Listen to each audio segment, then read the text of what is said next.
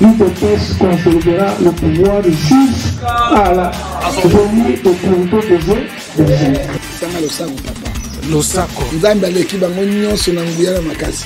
Losako prophète. Babomba ka Nzambe abelikambo te. Da senga baka makabe. Okuna yo kenda kangai. Tabia sakani na bango kwa bango. Autant combat fayulu te olingi bayo ka ndengene. Faut le vera fayulu.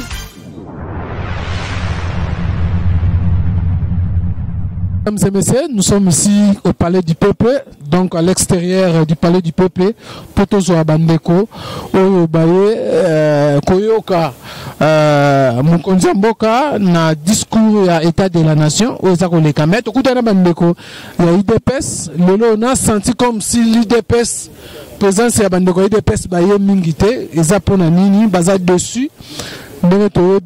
L'actualité les cas de la juridiction de Bissomboka tozo commis tout na si vraiment mécontentement nango et la qui si le baboy na bango ya ko soutenir discours koyo quand même discours n'a pas dit peuple ndenge zalaka na comme coutumier tout le monde quand le chef d'État va adresser un message à la nation bayaka ebele mais le to constater vraiment nombre est réduit et ça dit à quoi? Et voilà la raison pour laquelle tu es sur le Bandeko. Oh, Bazalia, Motendeko. Oui, Motendeko, journaliste. Voilà, Bino Bandeko, il dépêche se présenter d'abord dans Bandeko Bazolandayo. Mais habité sur Christian Abombio. Donc, on s'est présenté. Et puis, Totuna Mutuna, Tomoni Lelo, IDPS, mobilisation. Qu'est-ce qui ne va pas? Oui, comme on a Kelly, Naza Moko et Bakambia, Céline et Massina, la fédération tient une section Massina D. Oui, Naza cadre la Céline, mais comme on a autre chose, la micho par rapport à la participation, bien visibilité, dans l'âme où il y a parti au pouvoir, tout à l'heure parce que le chef de l'État a un message sur l'État de la nation. Ataï Sabatou, les pourquoi les commandes en Nengemboka et Zokende, et mon famille politique qui est monanité, et ça la tina, makasi parce que pour Bandega va monanité lelo. Biso de s'efforcer n'a pas pour faire on a biso moko ya okoma parce que nous sommes des politiciens, on peut pas rester à la maison. Alors on est tous pour tout baquer c'est pas sogiste et puis tout peut ça on a Bandego batika landako. Alors, nombre pour constater qu'est-ce qui ne va pas, qu'est-ce qui a fait que non, mobilisation est bien IDPS, moins que les alliés à IDPS n'a pas parti à l'Union sacrée, l'équipe est en nombre. Tu dis que IDPS n'est base. La chose grave encore, quoi, c'est belle fort. IDPS pas mon au détriment les amis de la fondation Gingan, là-bas qui est blanc, IDPS Yassani. Ba créer ba biloko na bango ba CG Kabuya to bi ba biloko na tout ba créer ba bomine parti à Koboma CG d'abord il y a cartographie il y a toutes les fédérations. Est-ce qu'il y a chaque fédération a combien de cellules? Est-ce que chaque fédération a combien de sections? Ah bien voté. Il connaît pas l'administration. Mutu ba loko tina balabala un CG. Bien si to boité to na régime ya destination pour la bien de la cause mais ils ont aussi ma pote ba into ko sala liboso les autres senga sur présence va combattre ba je ne crois pas que ba koko ya oh moni wana ba oh ya manipuler ba kabila ba $100 ba $10 ba $20 nda sangisi ba on a marqué que drapeau na tangi ba drapeau ngamo ya IDPS ils a 17 drapeaux. 17 drapeaux, allez-y comprendre. Donc, quand nous na clôture à Palais du Peuple, vous allez voir que non, il y a trop de drapeaux, il y a une déclaration plus mobile. Qu'est-ce qu'il a fait plus mobile? Mais parce qu'on a vision, il y a quoi des nations, on a vision, bah, tant que le chef de l'État va soutenir en 2023. Le chèque, IDPS, je ne pense pas que non, IDPS, je ne sais pas ce qu'il retenir. Que 2023, IDPS a la sous-majorité, je ne crois pas. Tu regardes, ils sont alliés. Yango va récupérer une force na biso visibilité partie zaté partie la structurité ba cellulaire va négliger ba fédéral quelques-uns va travailler na Kabuya o ba lera na ya kabila benga manipuler ya komo banga ba alexis mutu ba boma OK papa etient la laxa biso lo qu'on a dit toujours regretter le lo ba combattre ba chez ba na poche ici comme son de lo ni je ne crois pas mutu ko tsa sur na IDPS tika la ozalate. Comprendre to ya biso nyonso jamais mutu moko ayo seke non palmarès yango yonga na kota date tel non mais to yebi date ba o ba su ba kotaka to yebi bango biso kota IDPS ba bleu blanc mais biso ba yaka bando teka ba mapapa na bazandu to yebi yango bien na ba kitaka lelo ba se retrouver na parti au détriment ba combattant ba s'enrichir c'est pas normal. Les gens ont photo dénoncer en haut. Chef de l'État doit risquer IDPS et disparaître. Famille politique ne bimisa ka ba salir même na mémoire ya Tien Tshisekedi de Mulumba et reste mémoire paix à son âme. Ce qui a dit dame sous la minute encore rien à tomber au bouger par rapport à ce qui s'est passé dans le pays du peuple. Kanga nous paiement na mokina kozonga na osima. Ozana ndeko mususo wa Malam. Alors ndeko présentez-moi mke ba tuba zolanda ba yeba yonani ozana ina IDPS. Bon, Nazali, le président, il y a cellule, na kati ya fédération ya Tchango. Nous avons bakandi ya kati cellule. Je m'appelle Samuel. Là, Samuel est le président na kati ya cellule, na fédération ya Tchango. Si aujourd'hui, vous avez un peu de caoutchouc, vous avez un kanda. Quand vous avez juste pour dire que vous savez été pour bimisa qui va passer à accorder qui Vital Kamerhe liberté provisoire et ça quand on a des thèmes de ça que non lelo bon se présenter dans nombre moko ya nombre moko réduit à Osaranati.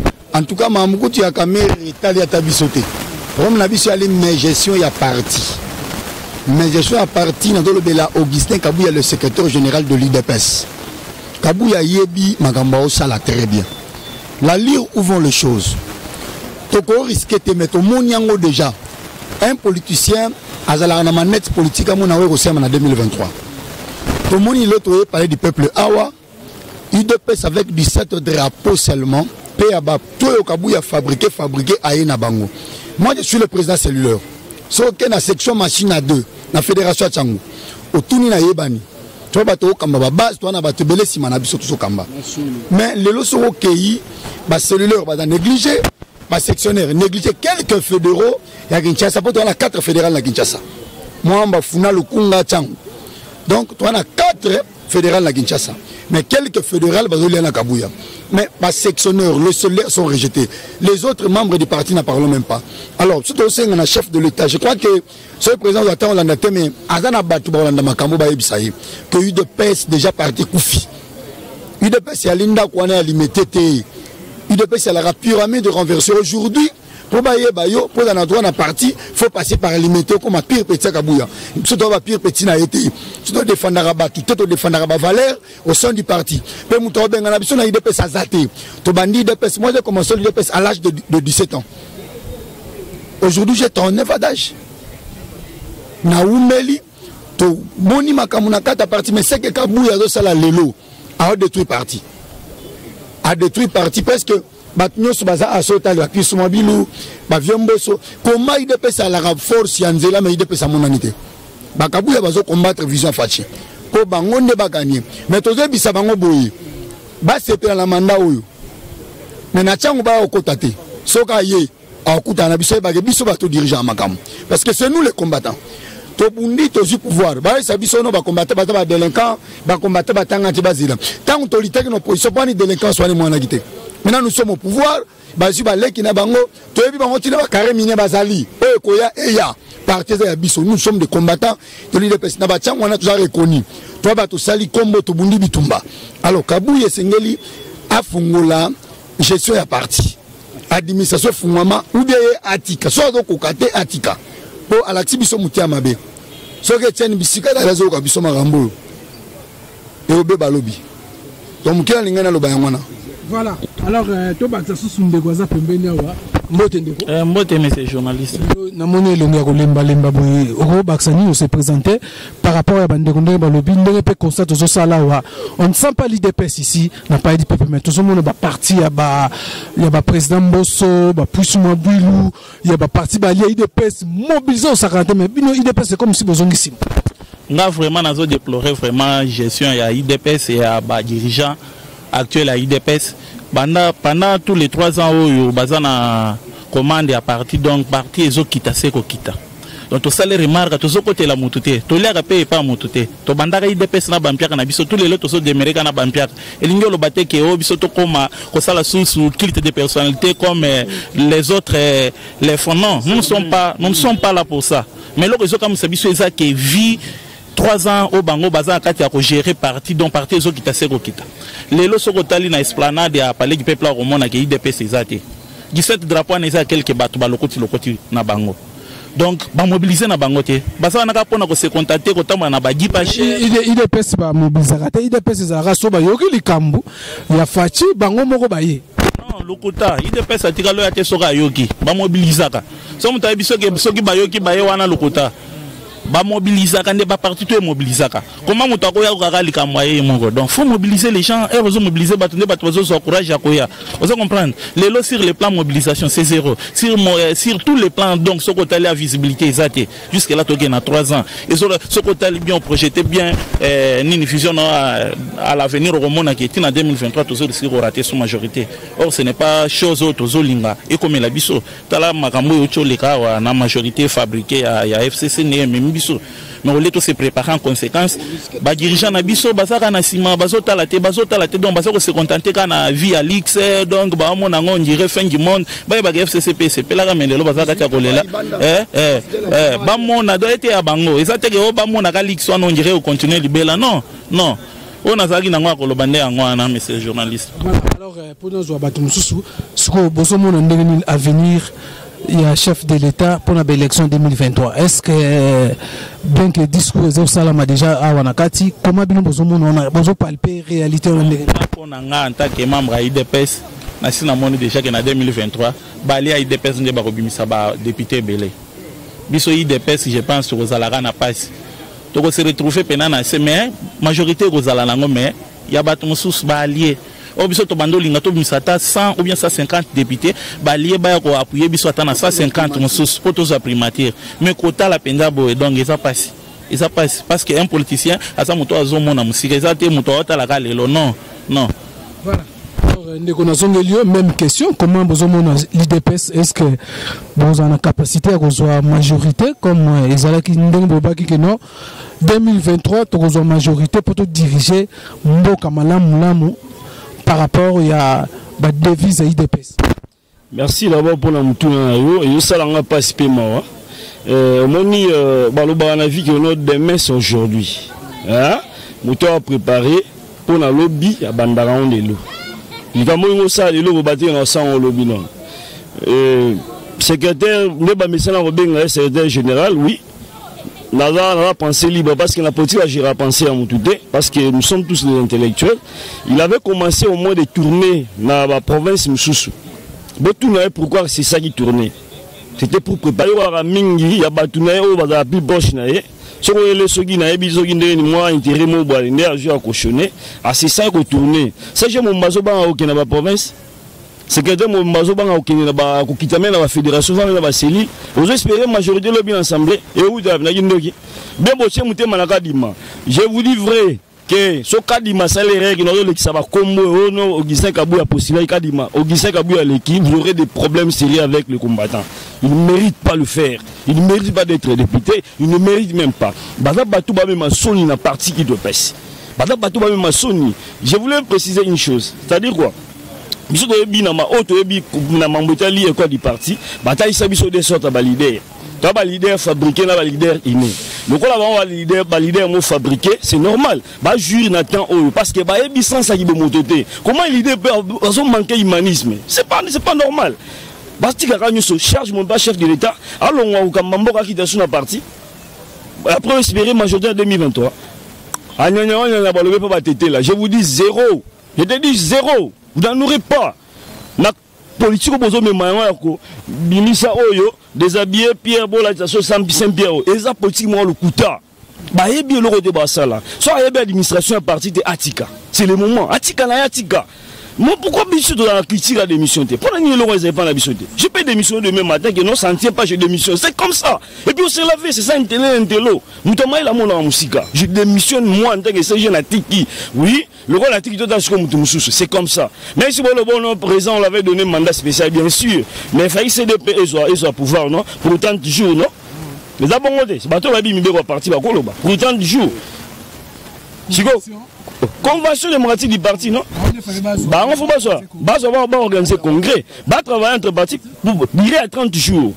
Comme dans un régime à destination, va désigner pour bien de la cause, c'est-à-dire, bon, il y a une maman Marthe. Bon, maman Marthe n'a précisé à la mère Nabissa Bonina le père. Mais dans un moment, sans silence, bah, couler parti au détriment de Bakabouya. Ceux qui allaient pas Bakabouya, Bakabouya allait répondre à Bango Bissoté. Bissoté vivre à Rambon, on a Bissomoko. Comment on imaginer, Bissot le roi Bassé, il est à tout foutre à Rambon à la fédération? Tout foutre à la fédération. J'ai dit ça à haute voix. Ils ont pensé, on a yebi, oh, ils s'est passé. Je dis ça, tout le monde a contredit dans la zate. Bah, foutre à la loi, bah, c'est il est mobilisation, bah, foutre à la loi fédération. Et ça, moi. Et puis, nous sommes des politiciens. Avec bah, rétro, rétrocession, ils sont là, ministre, là, député. Président de la République, bah, foutre à la rétrocession. Ils sont ratés. Ils sont à la partie. Moi, on est qui n'a pas. Non, non, ne fût-ce qu'à organisation d'abord. D'abord la base. Quand allez-vous parler de la base? C'est la cellule. Parce qu'il y a une fédération, il y a un membre, comité, il y a une section, même chose. Mais la cellule qui est en gros, c'est la cellule qui recrute le membre. La cellule d'abord, pourquoi les cellulaires sont négligés à tout moment? Sur la chemise, il y a cellulaire, il y a un biso, au comparé à cellulaire, moi, il y a IDPS. D'âme, c'est regretté. Soit un membre de la famille, c'est pas normal, vraiment. C'est pas normal. En tout cas, il faut passer à l'humanisme. Il n'a qu'à quitter le parti, il n'a qu'à démissionner carrément. La démission de notre CG Kabouya, il n'a qu'à partir. C'est clair et net. C'est un leader fabriqué, je dis, à haute voix. Je vous remercie. Président fédération ya Tchangou n'a habité Yoko Baksanini par rapport à les prochaines échéances électorales il y a 2023. Comment bino bozo komona toi aussi bozo quoi arrêter que non peut-être ma komoko changer pour super majorité. Merci beaucoup. Yali Bosso Zali Fatina 2023 a gagné l'élection, le rôle à chef de l'État. Mais il peut se rôle à partie parce que je suis le président cellulaire de la fédération Tchangou. Dans la section Massina 2. Tous en majorité. Avec cette allure. Parce que je suis en Akatia parti et je suis en conflit. Le CG Kabouya a créé un conflit dans le pire petit naï. A créé un pire petit numéro boyé. Bazawana ba mouchar ne bazali, ba petit bitinda baza, batala rana naza contrôlé pour atteindre la bango. La lire où vont les choses. Je répète encore. Le secrétaire général Augustin Kabouya, ce qui a dans mon humanisme, la chose la plus importante et simple, c'est de démissionner, de quitter le parti. IDPS a un pouvoir, mais IDPS a l'Ibanda. IDPS n'a pouvoir, c'est Fachi. Mais IDPS, comme le membre, eux, le cadre, bah, l'Ibanda. Kabouya, il cherche que ses intérêts. Moi, je suis le Baouyo. À Holandango, tant que tu n'as pas de mission, tu as infiltré. C'est toujours comme ça. Les infiltrés, tu as manipulé. Papa, si tu as nos classes malam, et que moi, je suis classe au foot à Minerval, moi, je suis pas intelligent, le biso gatangi au espérer que moi, je sais quelque chose.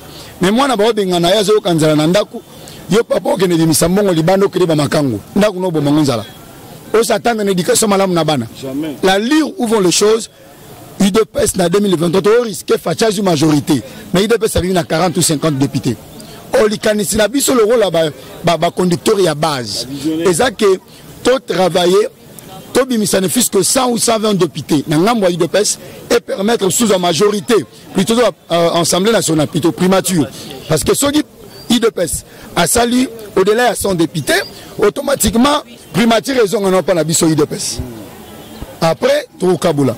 Mais neto au Kendeboye, na zone li kama visibilité zate. Je facha utaki États-Unis pour tourner na zone aki. Kabouya beti combattant mon battant à l'aéroport. Na misu na biso to facha ki mabe. Etikala mukebe ka bitumba bina aéroport anjili. Pona nini combattant bisi Kabouya. CG ba drapeau zate. Ba lié ba eko tikabat na ba ba bis. Est-ce que vous pouvez imaginer moi je suis cadre de l'IDPS. Je suis le président cellulaire de la section Massina 2, Fédération Tchangou. Mais tu es dans mon tour AFDC. Moi, je du parti, le seul témoin. Je suis un serviteur de Dieu. Je ne suis pas contre Kabouya comme individu, mais je suis contre sa gestion au sein du parti. Article la biso parti. Tu as là, Pongo, Masamba, tu as là, Jacquemain, Kabunda, Yaye. Donc, la chose la plus importante et simple, c'est de laisser le secrétariat du parti. Ce n'est pas Kabund, c'est Kabouya. Parce que l'administrateur n'est pas secrétaire, pas présidenté. Donc, article la biso parti, soit l'ingito yokana, article parti. On n'a pas besoin de flatterie parce que toi qui es mal amouté. Soit le lof Kabouya va travailler bien. Même le gouvernement a vu la décision de l'Union européenne. Il y a au moins ça la COP. Balancer au gouvernement, nani, zéro tout. Mais tout le monde n'a absolument rien. Il dépêche le banini. Et comme il se va qu'il y a un mandataire, titulaire, allié, adjoint IDPS. Tokende Wapi. IDPS a voulu trancher ton opposition. Moi, j'ai commencé à l'âge de 15 ans, au sein de l'IDPS, 15 à 17 ans. J'étais en bleu blanc. Dans un diplôme de Tanaï de PES, jusqu'à cet âge. Dans une année, en 2021, on a 40 ans d'âge. On a collé na IDPS, na yebi IDPS. Toi, tu es cicaté. Parce que toi, là, on a pensé iniquité. Nous sommes un pyramide renversée. Toi, on a pensé iniquité. Le roi Bandego, tu as le pouvoir. Dans notre autorité, mon gars, le Betikali Bongo. Bisson na IDPS, tu sais que nous a enseigné la démocratie. Donc, toi, là, la pyramide est renversée. Toi, à partir de masse et à partir des cadres.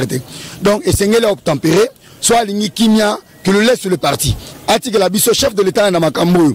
Bati que la biso secrétaire nommé Mutumosusu. Si encore avec Kabouya, tu risques, en tout cas, to bebani, en tout cas, tu la biso parti. Basa IDPS à la Kanda Makasati parti. Voilà. Voilà, mesdames et messieurs, c'est par là que nous mettons fin. Merci.